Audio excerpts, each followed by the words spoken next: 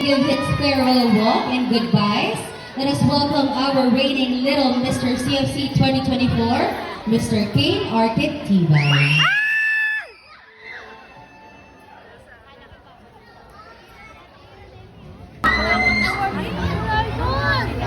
Thank you all for being here today. Winning is not always easy. I myself am little Mr. CFC 2024. I just started my second time in this team. My advice is keep trying, never give up, do your best, believe in yourself and trust God. To my family, all families, schoolmates, classmates, teachers, friends, and your social media friends, thank you all for the help and support you have given. To my handler, James Mariana, Mama and Dada, thank you for not giving up on me. Thank you for shaping me and always making me proud.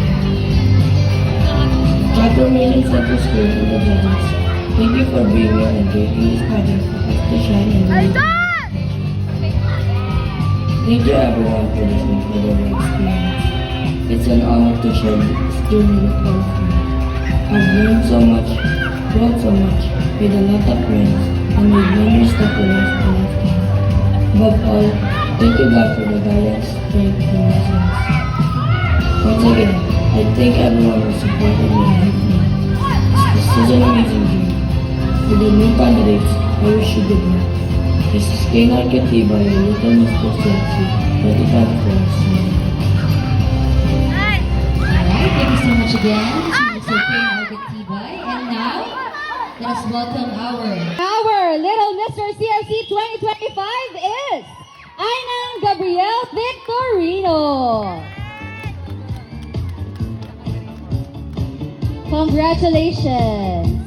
Now may we call on stage our reigning kings and queens to pass on their crowns to our present title holders.